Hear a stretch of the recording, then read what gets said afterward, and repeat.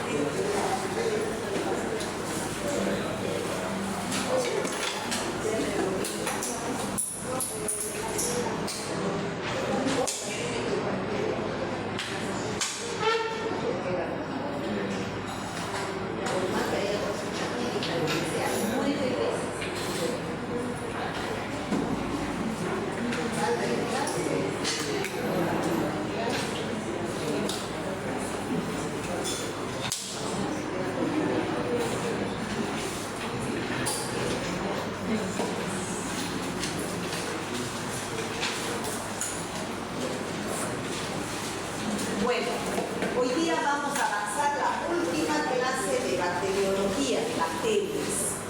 ¿Ya? Entonces, ¿qué es lo que vamos a ver? Al género Mycobacterium. Ya desde la anterior clase vimos que esas bacterias que eran el género Treponema, el género Mycoplasma, el género Clamidia ya no se tenían por la tensión de gramo. Estas micobacterias tampoco se tiñen por la tensión de gramo. Existe una tinción que ustedes la conocen, que es esta. ¿Qué se llama esta tinción? La tinción de Ciel-Nielsen. Estas micobacterias son estos bacilos rojos.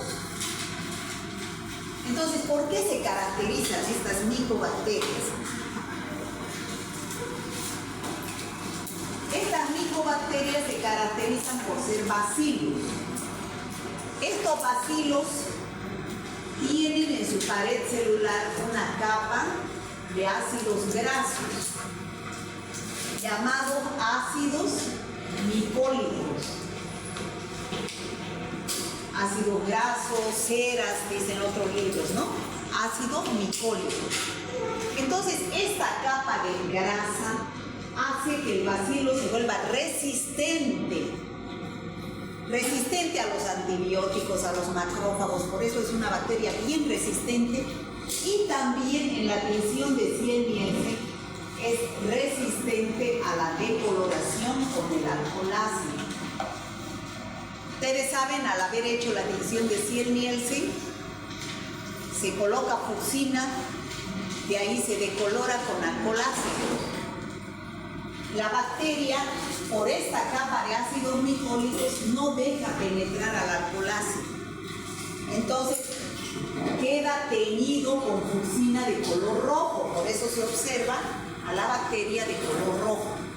Entonces, todas estas micobacterias reciben también el nombre de MAR. ¿Qué quiere decir MAR?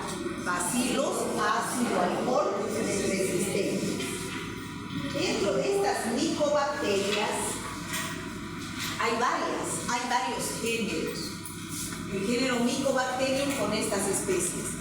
Mycobacterium tuberculosis, que es el que produce la tuberculosis, que es el que es inconocido. Mycobacterium lepra, las micobacterias atípicas, donde está el Mycobacterium avium, Mycobacterium stigmatis, Mycobacterium scrofolaceum, Mycobacterium intracelulare, stigmatis. O sea, existen muchas micobacterias. ¿Cuáles son los objetivos de la clase? Primero, describir las características generales de todas las bacterias del género Mycobacterium. ¿Y cuáles son los objetivos específicos mediante los cuales llegamos a ese objetivo general? Primero, describir las características morfológicas. Ya hemos visto que es un bacilo. Tintoriales, se tiñen con la tinción de Ciel-Nielsen, ¿no? Clasificar al género Mycobacterium, micobacterias atípicas, micobacterias típicas y el complejo tuberculosis. ¿Y qué cuadros clínicos producen? Nos vamos a referir más ampliamente al Mycobacterium tuberculosis, ¿ya? Que es el que produce la tuberculosis. Entonces, como vemos aquí, la clasificación taxonómica de estas micobacterias es que pertenecen a la familia Mycobacteriaceae y al género Mycobacteria, de las cuales existen esas especies. Entonces aquí tenemos la división de Ziehl-Neelsen. ¿Qué características generales tienen estas micobacterias? Que son bacterias aerobias. ¿Qué quiere decir? Que crecen en presencia de oxígeno. Por eso es que en los pulmones, este Mycobacterium tuberculosis, al producir la tuberculosis pulmonar en los pulmones, desarrolla en gran proporción, porque existe ahí gran cantidad de oxígeno, ¿no? Entonces, por eso es que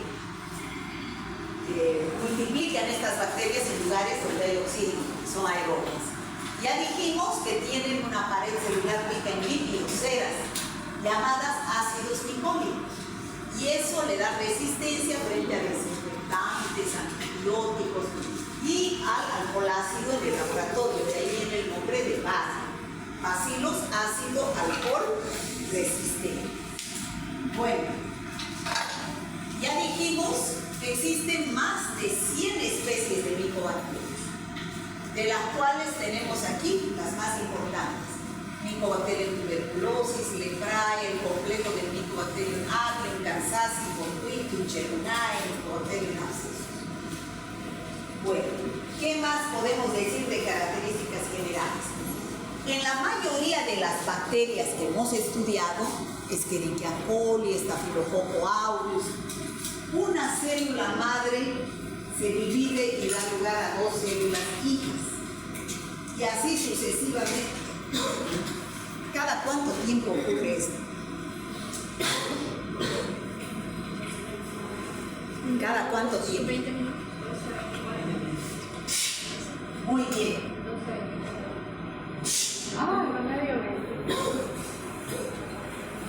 Cada 18 a 20 minutos hay una nueva generación de bacterias.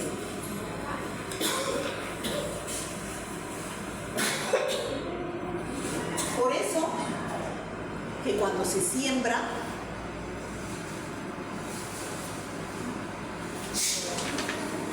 voy a ir a tomar agua. ¿Qué? No quiero agua para pasar.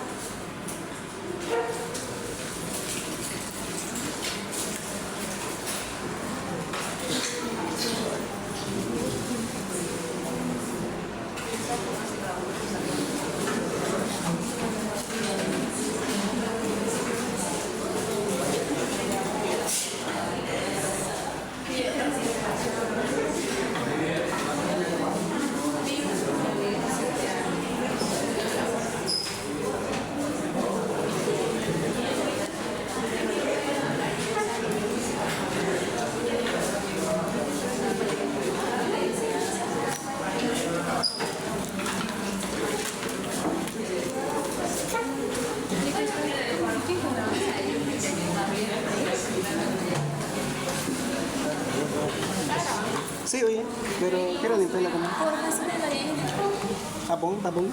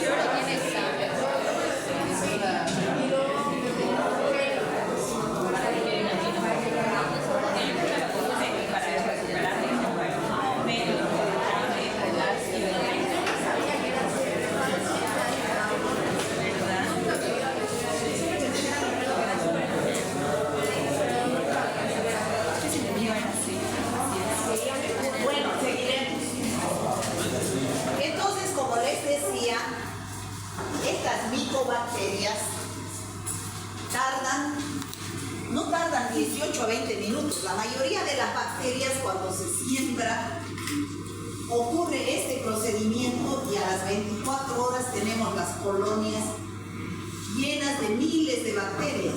¿Por qué? Porque cada 20 minutos ha sucedido esto. En el caso de las micobacterias, esto sucede cada 12 horas. Cada 12 horas.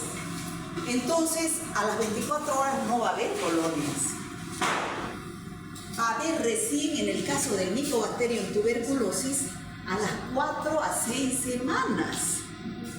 Entonces, generalmente el método que si ustedes quieren saber si un paciente tiene tuberculosis, no piden cultivo, porque tarda mucho tiempo. Sobre todo si es tuberculosis pulmonar. Entonces, ¿cuál es la técnica de oro para investigar si el paciente tiene tuberculosis pulmonar? La baciloscopía o tinción de Ciel-Nielsen. Esa en 15 minutos está listo. Es la más barata y fácil de observar, ¿no? Porque hay gran cantidad. El paciente que tiene tuberculosis va a eliminar gran cantidad de bacilos. Y eso se va a ver con la tinción de Ciel-Nielsen que les mostré anteriormente. Entonces crece muy lentamente. El medio de cultivo en el cual crecen estas micobacterias se llama Lowenstein-Jensen, así como está ahí. Este es un medio así verdoso, tiene verde malaquita, tiene huevo, y las colonias crecen así pigmentadas o apigmentadas, ¿ya? Mycobacterium tuberculosis, intracelular, Echinonae, ¿no? El Mycobacterium lepra es el único que no crece en medios de cultivo. Hasta el momento no existe medio de cultivo para el Mycobacterium lepra. Solamente otra metodología que es la tinción de Ciel-Nielsen y otras metodologías para poder observarlas. Bueno, todas las micobacterias tienen en su pared celular los ácidos microbianos. Por eso es que son ácidos resistentes, de crecimiento lento y resistencia a los detergentes y a los antibióticos.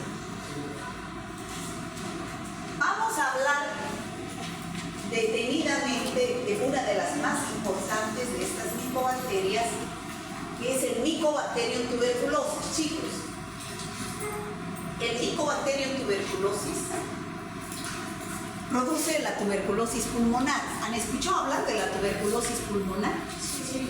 ¿Cómo saben que un paciente tiene tuberculosis pulmonar? No productiva por más de... Va a venir al consultorio y va a decir, doctor, estoy tosiendo.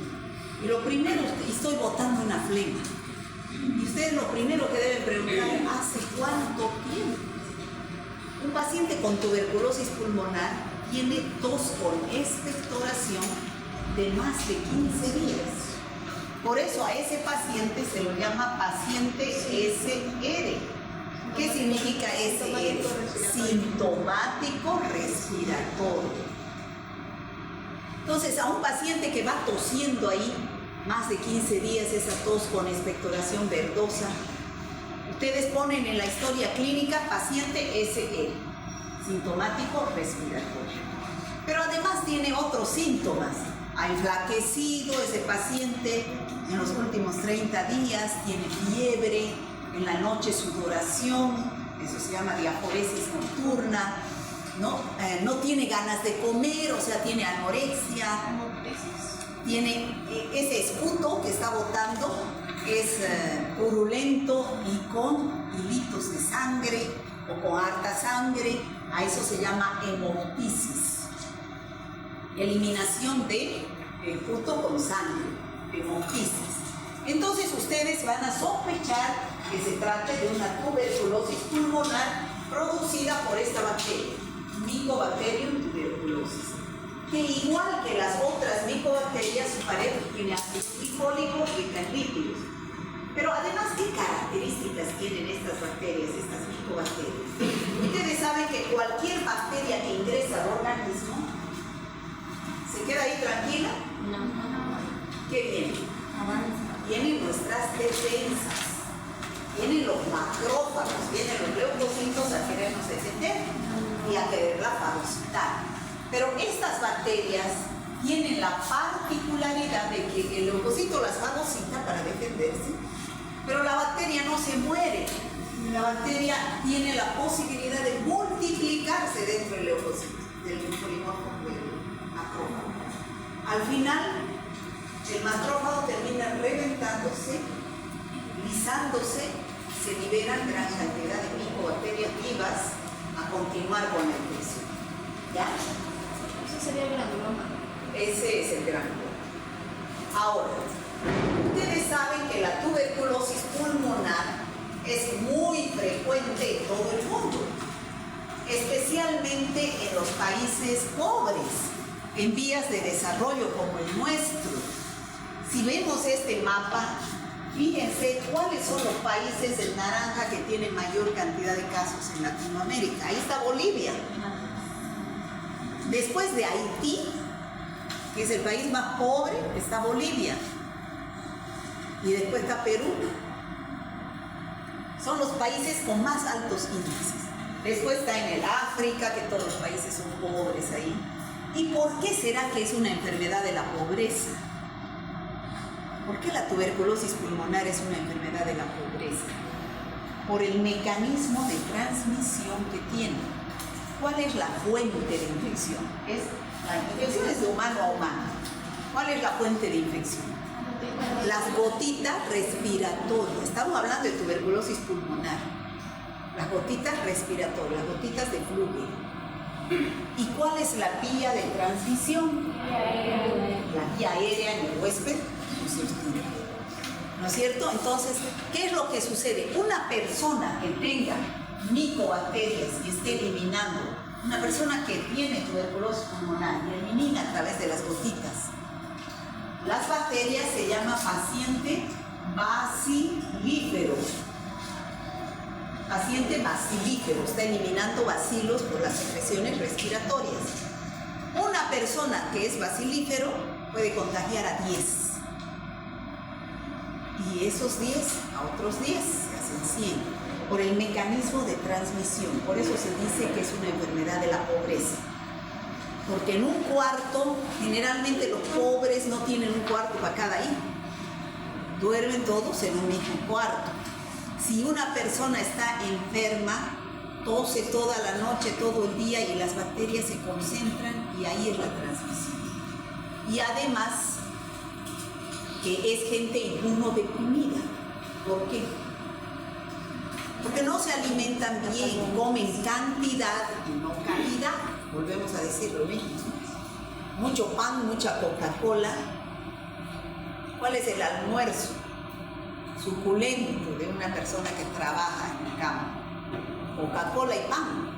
¿Y eso es alimento? Entonces, eso produce desnutrición. No se come calidad, se come cantidad. Entonces, al ser un desnutrido, es un inmunodeprimido. Por eso se dice que es una enfermedad de la pobreza. Ataca a la gente inmunodeprimida y por el mecanismo de transmisión que hay hacinamiento en las viviendas. Bueno, primero, ¿dónde se inicia la tuberculosis? La tuberculosis se inicia en los pulmones. ¿Por qué? Porque la bacteria ingresa por los pulmones, por la vía respiratoria.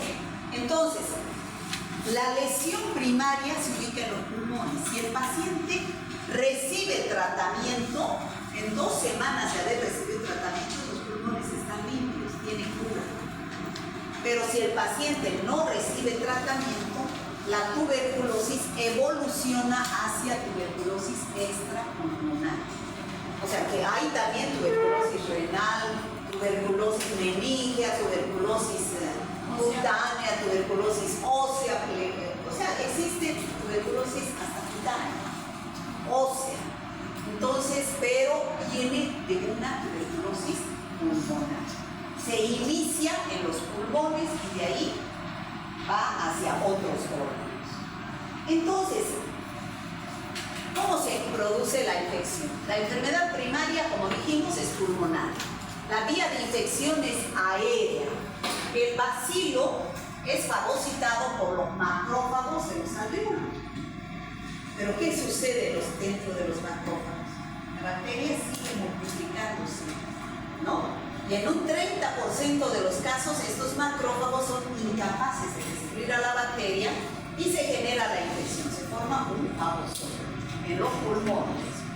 Y así puede estar mucho tiempo la bacteria en los pulmones. Así avanza la tuberculosis en los pulmones, en 3 etapas. Muchos podemos habernos quedado en la primera etapa, otros haber pasado y estar en la segunda etapa sin manifestaciones clínicas. Vamos a ver. La primera etapa, la bacteria ingresa por la vía aérea. Entonces, al ingresar por la vía aérea, la bacteria llega a los pulmones. ¿Qué va a pasar en los pulmones? Se produce una lesión alveolar exudativa, una reacción inflamatoria. En los pulmones se produce una reacción inflamatoria ante la presencia de la bacteria. Ahí puede suceder 2 cosas. Uno, que se cure por reabsorción, es decir, que de por sí desaparezca, el paciente es inmunocompetente y la bacteria desaparece. Muchos hemos debido estar en contacto con el Mycobacterium tuberculosis, pero solo hemos llegado a esa primera etapa. Se curó por reabsorción ese proceso inflamatorio. Pero en pacientes inmunodeprimidos o que han recibido mucha dosis infectiva, evoluciona hacia una segunda etapa que es la formación del tubérculo. De ahí viene el nombre de tuberculosis. ¿Y qué es el tubérculo? Se forma un granuloma aquí en los pulmones. Ese granuloma está constituido por 3 capas. 3 capas. Una área central constituida por células gigantes, una zona media por células epitelioides y una zona periférica por linfoblastos. Esto seguramente van a ver en patología o lo han visto. ¿No lo han visto? ¿Sí? Bueno, en esta etapa puede estar ahí, la bacteria está aquí adentro, multiplicándose, pero está ahí encerrada en el granuloma. El paciente no tiene signos ni síntomas.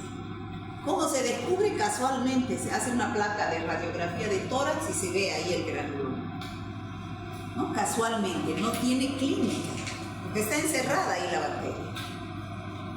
Si el paciente sufre un estado de inmunodepresión, puede evolucionar hacia la tercera etapa, que es la caseificación. Caseificación viene de casium, de una masa coagulada parecida al queso, ¿ya? Este tubérculo que estaba aquí en los pulmones, sufre una necrosis, se destruye la parte del centro y se convierte en una masa coagulada parecida al queso que se llama casium. Por eso viene caseificación. Pero sigue ahí englobada la bacteria, no sale hacia los pulmones ni a la circulación. Ahí tenemos la bacteria que queda ahí englobada en el caso, ¿no? Entonces, ¿qué puede suceder después? Después puede suceder lo siguiente. Esa lesión gaseosa, ese casium que está en los pulmones, lo más favorable es que se condense y siga la bacteria condensada ahí, se rodee de tejido fibroso en años. Puede estar ahí sin desarrollar tuberculosis. ¿Ya? O si no, puede ser que esa masa gaseosa parecida al queso se licúe, se vuelve líquido, pero sigue englobado en tejido fibroso dentro de los pulmones. Y puede suceder 2 cosas: se vuelve líquido pero no drena, no sale ese líquido de adentro, se condensa y sigue encapsulado en tejido fibroso. Pero lo peor es que drene, o sea, ese líquido empieza a salir ese líquido por aquí hacia el resto de los pulmones. Y entonces, ¿qué va a suceder? Estos pulmones tienen gran cantidad de oxígeno, ¿no es cierto? Entonces, este oxígeno ingresa aquí, ha salido el líquido y ha dejado un hueco, la caverna, con los bacilos. Y entonces ha entrado oxígeno de los pulmones y ha facilitado que prolifere la bacteria. Se llenan esas cavernas de bacilos. Entonces, recién ahí empieza la clínica de la tuberculosis. Pero pueden pasar años. ¿Todo de qué depende? Que se quede en la primera, en la segunda o llegue hacia la tercera etapa. ¿De qué depende? Del estado inmunológico del huésped, ¿no? De su estado inmunológico. Todas las enfermedades dependen del estado inmunológico del huésped, de nuestras defensas. Por eso, todas las enfermedades, sobre todo las enfermedades infecciosas, por eso se dice que hay que tener un sistema inmunológico competente. ¿Para qué? Para no enfermarse. ¿Y cómo voy a tener un sistema inmunológico competente? Durmiendo bien, alimentándome bien, tener una buena microbiota, porque esa microbiota nos protege de las infecciones. Por ejemplo, ella debe tener ya una buena microbiota, ¿no? Como Ajefir, él también debe tener una buena microbiota, como Ajefir. Eso le da un increíble zoológico bueno a nuestro organismo. Entonces evita las infecciones, o sea que hay varios que tienen buena microbiota, ¿no? Usted también, ¿no? ¿Sigue tomando café? No, claro. Entonces todo depende de la reacción inmunológica que tengamos. Entonces empieza ahí la clínica de la tuberculosis. Empieza el paciente a toser con exploración y todo lo que dijimos, diaforesis nocturna, fiebre, y de ahí salen dos términos: primo infección y reinfección. ¿Qué es primo infección? Primer contacto con el Mycobacterium tuberculosis, primer contacto. O sea, es la primera vez que yo tengo contacto con el Mycobacterium tuberculosis. Generalmente, ¿cuándo es ese primer contacto? En la niñez. Cuando a mí me vacunan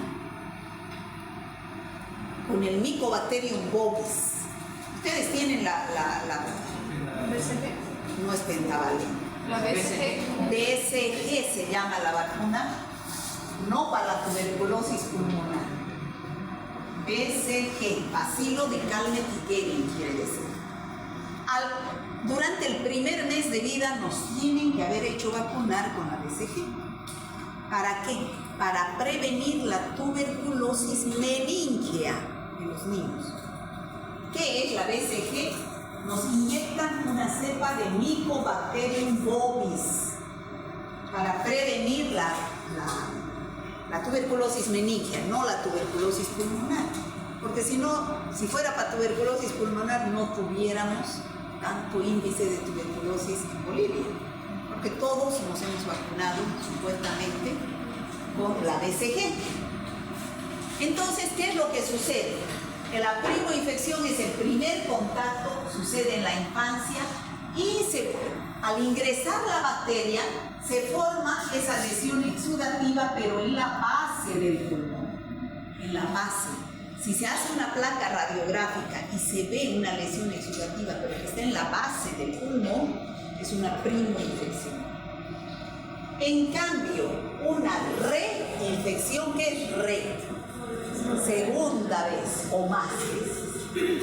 Ese es un segundo contacto, ese es un contagio o puede ser una reactivación del Mycobacterium tuberculosis. Entiéndanme, esto generalmente sucede en la edad adulta, cuando uno es mayor.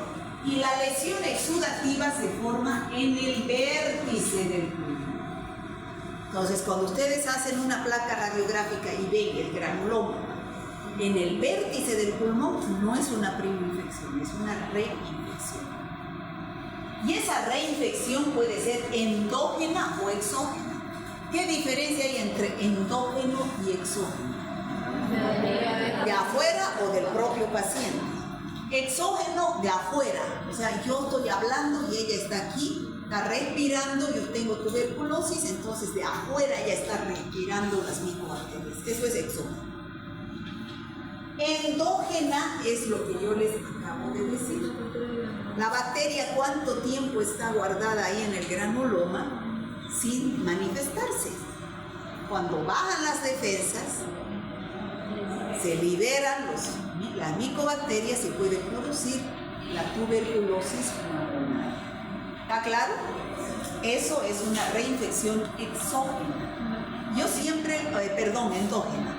Yo siempre les pongo un ejemplo a mis alumnos de un caso.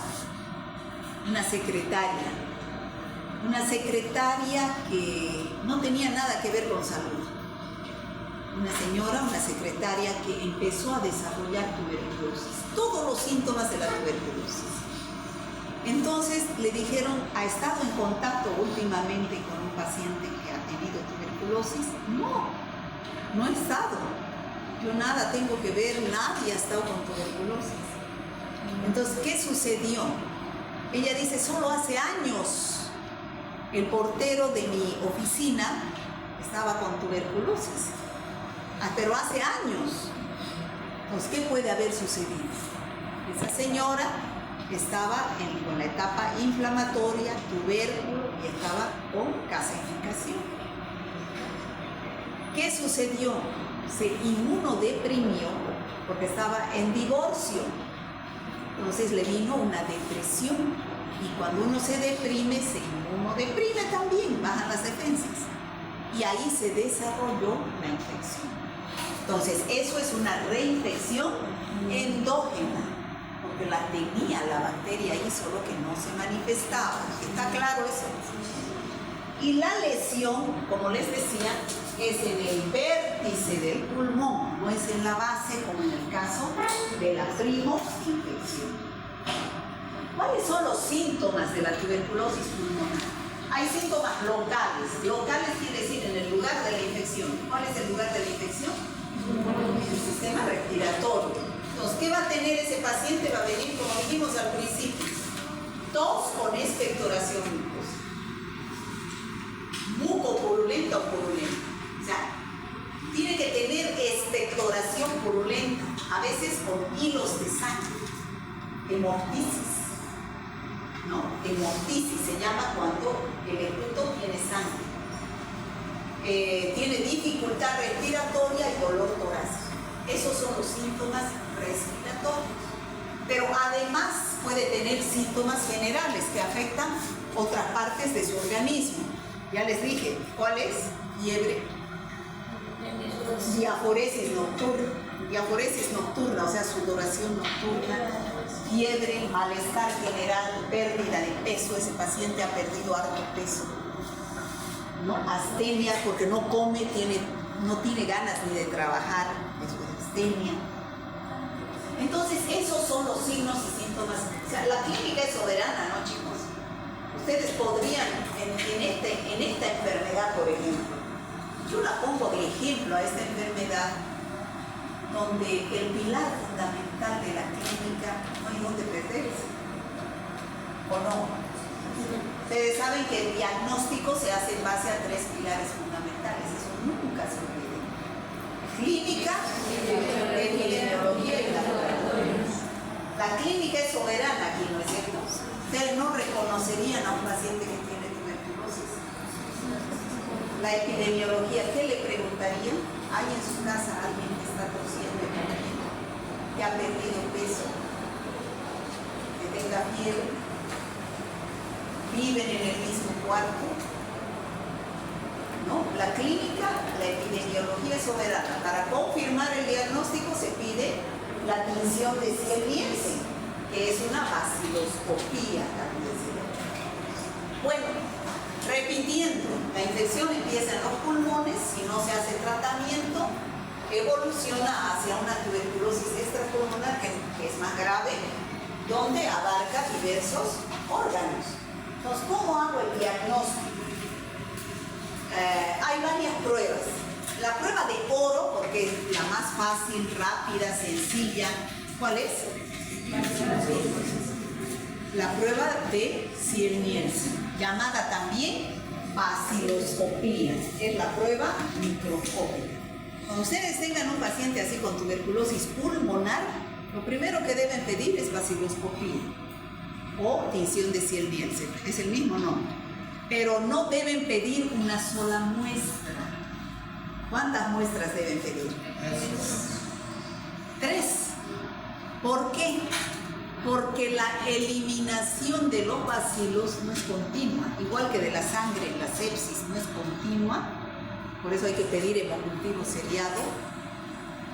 La eliminación de los bacilos es intermitente. Puedo que hoy día elimine y mañana no. ¿Qué pasa si me tomo una sola muestra? Resultado falso, negativo, ¿no? Entonces, 3 muestras. Una muestra cuando el paciente va al consultorio. A ver, vaya al laboratorio, le van a dar un frasquito. Espectora. Siempre decirle a su paciente no saliva. Porque la saliva, ¿de dónde viene? A ver, niña, ¿de dónde viene la saliva? Claro, de la boca, ¿no? Y la tuberculosis no es en la boca, ¿no? Entonces, ¿qué tienen que decirle? La flema que usted produce en el frasquito. Esa flema tiene que ser purulenta o mucopurulenta o sanguinolenta, ¿ya? La segunda muestra, o sea, va a dejar esa primera muestra, no importa que esté en ayunas o no esté. El laboratorista le dice, vaya, tome el frasquito y vaya al baño y espectore. No importa. Y le da el segundo frasquito cuando va a dejar el primer frasquito. Me dice, mañana, en ayunas, enjuáguese bien la boca, esa es la mejor muestra, y recolecta la segunda muestra. Y trae lo más rápido posible al laboratorio. Lleva la segunda muestra, le dan el tercer frasquito, vaya al baño, espectore la tercera muestra. Y entonces así van a tener las 3 muestras para ver, buscar al bacilo ácido alcohol resistente. También existe el medio de cultivo, ya les dice, se llama Lowenstein-Jenkins. Pero ¿cuál es el inconveniente que tiene? 4 a 6 semanas tarda en crecer la bacteria. Existen otras pruebas mucho más rápidas, como ser la PCR. Generalmente en los hospitales la PCR es la GeneXpert se llama, eso es lo que deben pedir. Es una prueba molecular, pero generalmente no se pide para tuberculosis pulmonar, porque tuberculosis pulmonar con una baciloscopía, una gran cantidad de bacilos. Para tuberculosis extrapulmonar, por ejemplo una tuberculosis renal, no van a pedir baciloscopía porque la cantidad de bacilos en la orina es poquito. Hay que reunir orina de 24 horas y centrifugar para poder encontrar. No es una orina como un urocultivo para buscar cualquier bacteria. Entonces, para una tuberculosis extrapulmonar, fuera de los pulmones, se puede pedir un GeneXpert. Pero en el caso de los niños, existe otra prueba que se llama la prueba de la tuberculina, llamada también PPD. Esa prueba de la tuberculina, llamada también PPD, que quiere decir derivado proteico purificado. ¿Qué es lo que se viene en un frasquito que se compra y los laboratorios tienen? ¿Qué es lo que tiene esta PPD? Derivado proteico de las micobacterias. Tiene micobacterias, tiene antígeno, ¿no? Tiene antígeno. ¿Dónde se inyecta? En el antebrazo. Con una jeringa de insulina estoy inyectando antígeno. ¿Por qué se hace esto en los niños generalmente? Porque los niños de 3, 4 años, ¿acaso expectoran? Si tienen flema no van y escupen. Los niños se lo tragan. Entonces, ¿qué se hace con los niños? O bien se hace una baciloscopía, pero la muestra va a ser aspirado gástrico. ¿Ya? Pero esa es más invasiva. La mayoría piden una PPD. Se inyecta el antígeno, que es Mycobacterium tuberculosis, derivado proteico de micobacterias. Y si el paciente ha tenido reciente contacto con el Mycobacterium tuberculosis, va a formar anticuerpos. Tiene anticuerpos circulando. Si me han inyectado antígeno, ese antígeno está buscando a un anticuerpo. Aquí, en este lugar, se reúnen antígeno y anticuerpo. Y se va a formar una pápula endurada de encuentro antígeno-anticuerpo a las 48 a 72 horas. Yo mido el diámetro, si da más de 5 milímetros es PPD positivo. Si no da nada, quiere decir que no hay anticuerpo, por tanto el paciente no ha tenido contacto, no ha entrado antígeno. ¿Está claro? Bueno, esa es la prueba de la PPD. No se confundan PPD con BCG. ¿Qué es PPD? ¿Es de diagnóstico o es de vacuna? Prueba de diagnóstico es la PPD. Y la BCG es vacuna, es bacilo de Calmette-Guerin. Se inyecta Mycobacterium bovis, a prevenir ¿qué? Tuberculosis meningia, el primer mes de vida, ¿no? En cambio, la PPD es una prueba de diagnóstico. Bueno, ahí tenemos las 3 muestras, cómo se debe pedir en las personas adultas. La primera en el día de la consulta, la segunda al día siguiente y la tercera en el momento de entregar la segunda muestra. Llevar inmediatamente al laboratorio y en el laboratorio valorar las muestras que tengan aspecto purulento, mucopurulento o sanguinolento. Las salivales no va a haber opción de encontrar bacterias. Entonces, ¿qué se hace en el laboratorio? Se hace la tinción de Ziel-Nielsen que ustedes han hecho en las primeras clases en el laboratorio. Teñir con fucina, calentar por abajo para que entre el colorante a la bacteria, se disuelva esa capa de ácido graso, ¿se acuerdan? Y después colocar azul de metileno para observar al final los bacilos rojos sobre el fondo azul. El laboratorista va leyendo campo por campo en el microscopio. El fin es encontrar los bacilos rojos sobre el fondo azul. En una persona sana no debería observarse ni un solo bacilo. Entonces se va a informar, no se observan mal. Eso es negativo. Pero en el caso, por ejemplo, esto lo vamos a ver en práctica de tuberculosis, este es un esputo, un extendido, y ahí tiene varios campos microscópicos. Entonces tiño con Ziel-Nielsen ese esputo y tengo que observar al microscopio. Basta que yo observe un solo bacilito rojo, eso no es normal. Entonces tengo que informar positivo. Pero ¿cómo se informan los positivos? Positivo una cruz, positivo 2 cruces o positivo 3 cruces, dependiendo de qué informa el laboratorio positivo una cruz, 2 cruces o 3 cruces, de la cantidad de bacilos. Por ejemplo, positivo una cruz, cuando yo observo entre 10 y 99 bacilos, pero lo sumo de 100 campos. Por ejemplo, ahí 1, 2, 3, 4, 5, 6, 7, 8, 9, 10. Es positivo una cruz. Sumo y son entre 10 y 99. Positivo 2 cruces, de 1 a 10 vale, pero por cada campo. O sea que yo observo en ese campo 4. En este campo observo 3, en ese 2. Entonces hay más bacilos, ¿no es cierto? Ahí informo positivo 2 cruces. Y positivo 3 cruces, más de 10 bar por campo microscópico. O sea, voy a observar aquí mucho más bacilos.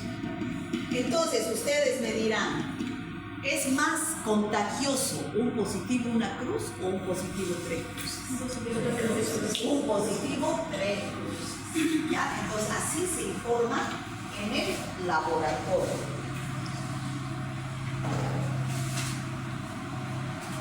Bueno, ya hemos dicho, el cultivo es Lowenstein-Jensen, Se observan a las 4 a 6 semanas las colonias.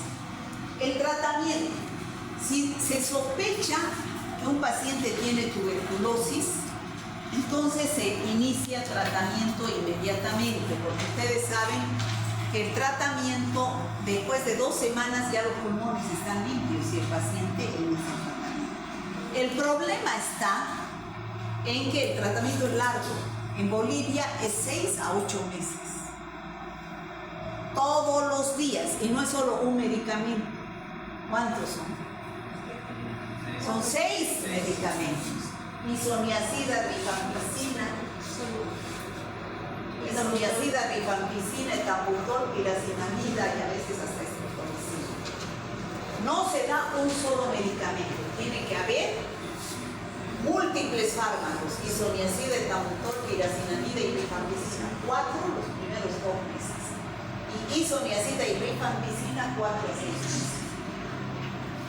El problema está que estas drogas son tóxicas, producen reacciones alérgicas, RAFA se llaman, reacciones adversas a los fármacos antituberculosos. Entonces se llena el paciente de un rash, o le ataca el hígado, tiene ganas de vomitar. Entonces, ¿qué pasa? El paciente termina abandonando el tratamiento. Ya no quiere ir a recoger sus medicamentos, porque todo esto es gratuito. Hay un programa nacional de la tuberculosis, diagnóstico, tratamiento es gratuito.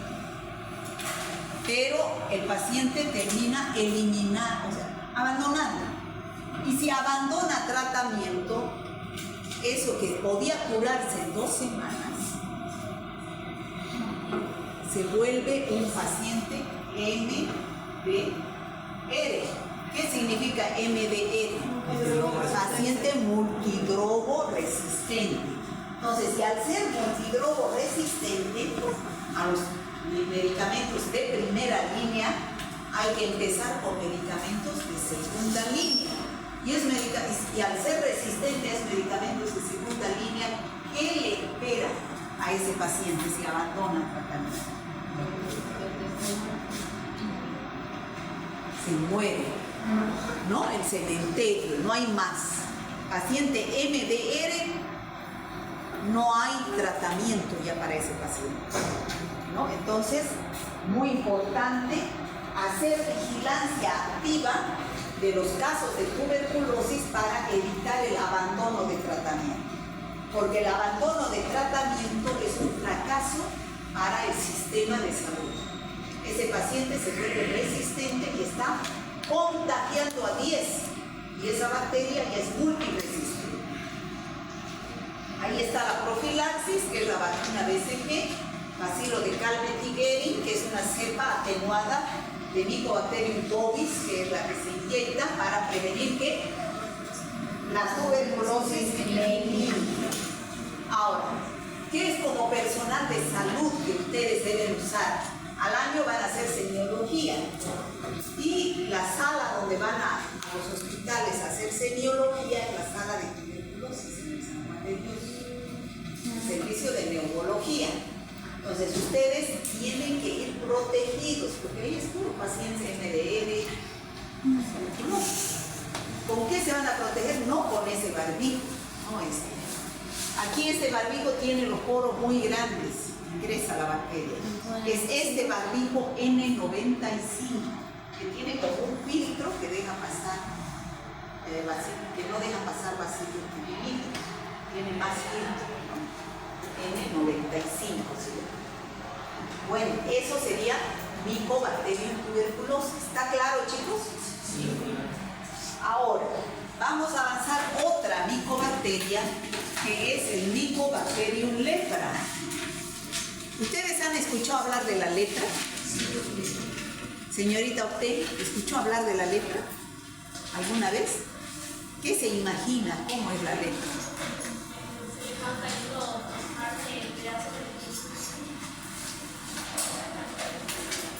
¿Por qué? Se va cayendo a pedazos la piel. ¿Por qué?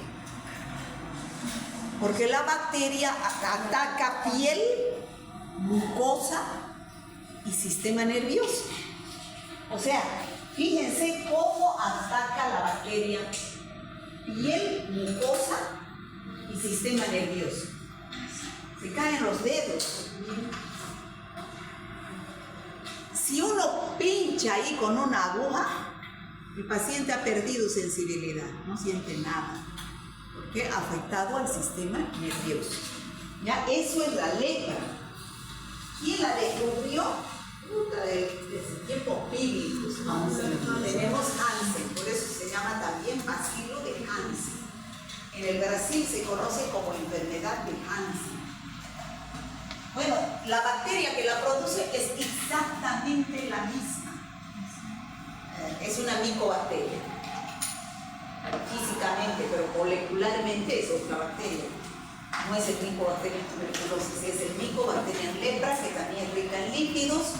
Esta bacteria, como les dije al principio, no se cultiva en el oeste Jensen. No tiene medios de cultivo. Y el diagnóstico se hace por la admisión de cielo miel. También crece dentro de las células, dentro de los macrófagos, y no todos los pacientes se infectan. Ustedes pueden decir la tuberculosis, que es la lepra.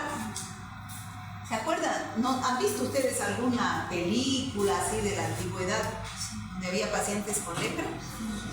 ¿Qué les hacían a esos pacientes con lepra? Los aislaban, ¿no es cierto? Yo vi una película donde había pacientes con lepra que les ponían como unas campanas en los pies, y cuando andaban sonando las campanas, ¿no? Y entonces escuchaba a la gente que venía en esas campanas y huía de los leprosos, ¿no? Entonces, pero después se vio, es una enfermedad contagiosa, pero no así. Se puede contagiar la lepra después de años de convivir con un paciente con lepra, de atender a un paciente con lepra, no de tocarlo o de que pase por el mismo lugar que yo estoy, ¿ya? De convivir. En el año 2002 se vio que había más de 600,000 casos de lepra en el Asia, en Brasil, en Estados Unidos.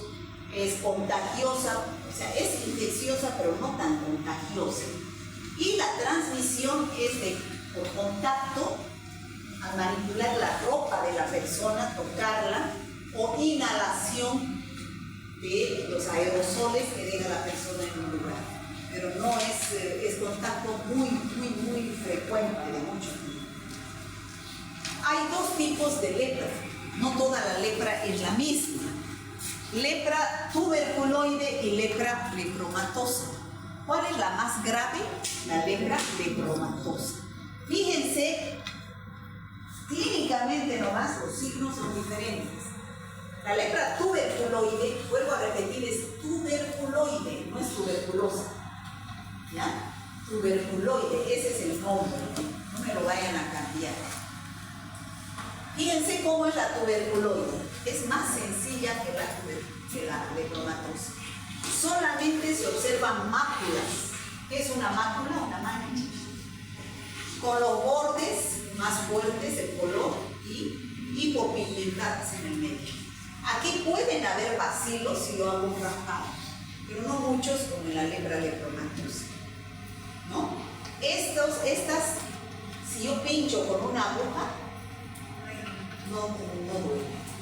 Entonces, esta afecta a la piel y al sistema nervioso, pero no afecta a la mucosa. En cambio, la lepra lepromatosa es más grave, es de evolución maligna. Fíjense, no solamente son máculas, son nódulos que aparecen llenos de bacilos, llenos de barro, ¿no? Y afecta, como han podido ver en una de las primeras figuras, afecta también la mucosa. O sea, afecta piel, mucosa, sistema nervioso. En ambos casos no se siente al pinchar la lesión. ¿Cómo yo hago el diagnóstico de lepra? Entonces debo pedir un análisis de laboratorio. ¿Qué análisis? El más común es la tinción de Ciel-Nielsen, la vaciloscopía. Entonces, ¿cuál va a ser la muestra? Puedo pedir una biopsia, o sea, un pedacito de tejido de la lesión y hacer tinción de Ciel-Nielsen. O también un exudado de la mucosa nasal. Se dice que la persona que tiene lepra aquí en otros órganos, también en la nariz acumula, porque está respirando el aire contaminado de las bacterias que salen de las lesiones. Con el tiempo se llena la nariz. O también puede ser de aquí de la oreja. En la oreja se hace un corte, se saca la linfa y se hace una inyección de ciernias. En todos los casos se va a observar los bacilos ácido alcohol resistentes. ¿Cuál es el tratamiento? También es largo, igual que la tuberculosis. La tuberculoide solamente 6 meses con rifampicina y dapsona, y la lepromatosa más tiempo, 1 año. Rifampicina, dapsona y clofamicina. Pero es irreversible. Si ya se me cayó un dedo, no me va a volver a salir el dedo. ¿No? Por eso que el tratamiento hay que hacerlo con tiempo. Aquí, ¿quién hace el tratamiento? ¿O quién ve pacientes con lepra? ¿Saben ustedes?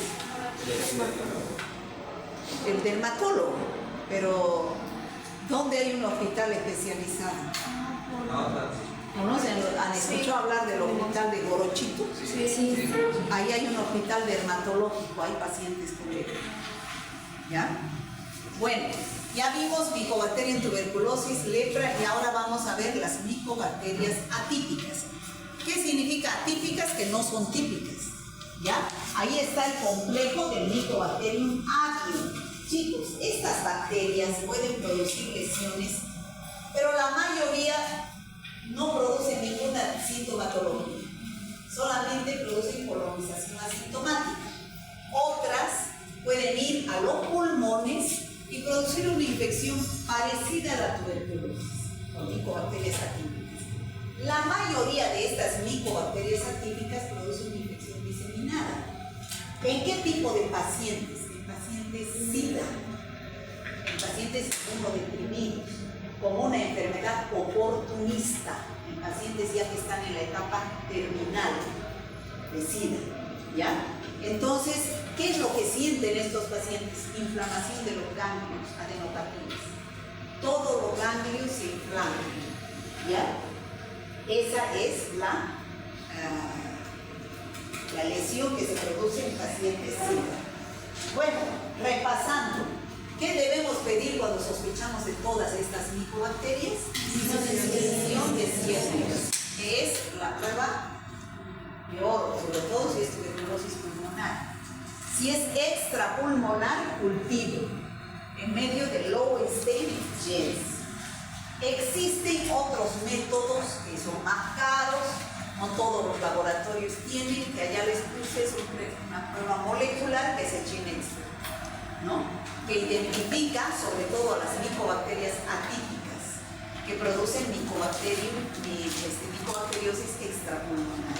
Para la tuberculosis pulmonar, la tinción de ciernias, ¿no? Bueno, y también existe otro método como el cuantiferón, donde la muestra es sangre y mide la formación de anticuerpos.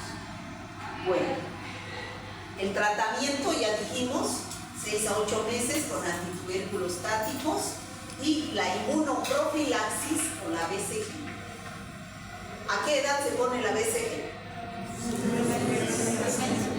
Al mes de vida, ¿no? Durante el primer mes de vida, la BCG. ¿Qué se inyecta?